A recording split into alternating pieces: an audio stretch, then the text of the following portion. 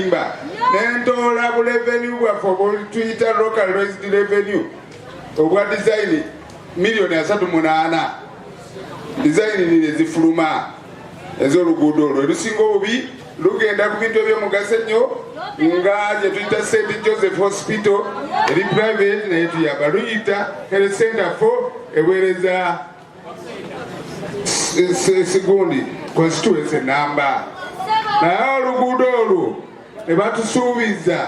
emyaka kati girimu 3 nga nasasulwa dda design era lwe lunkuba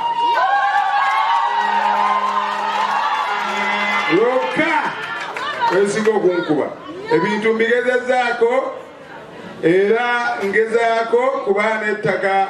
naligula dda erya Health Center free nga batusuubiza tibamaze okwa-upgradinga Health Center for genda ku hospital status nowakuna okujwa sifunanga nkwatirako kakati sigofuna akwatirako obalebe yawagguluko temwakozesa leadership y'abantu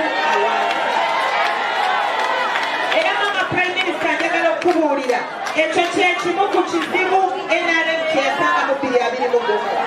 abakulembeze aba structures tetwabakozesa naye nze nali sinnabeerayo nange nali eno naye ekirala akalulu abakuuma akalulu abakulembeze batutegeeza nti abamu tebabamanya nga nabbamanya kitegeeza nti abakuuma akalulu tebayinvolvinga bakulembeze kakati ku mulundi guno basaba ne bannyabo enkola tugenda gikyusa ekisooka tugema endwadde eziri bazibanyonyodde Dr. Kyabayinze zaali mmeka tezaali 6 katuga tugema endwadde 14 nga n'omusujja okoze eki mujjumbire okugemesa abaana babo. Ekirala twafuna amazzi amayonjo tuli mwali munywa mu bidiba bitaba byennyini nga munywa n'ente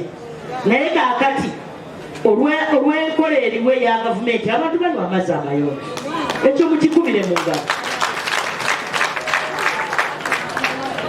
Ekirala omanyi bw'oba otambula ku koolasi tofuna nfufu eryawo ey'amaanyi kati tofuna bisenyigasenyiga bayatwala tugende lubyamira kale omusajja n'obeera kawewe baali bagitwalako nga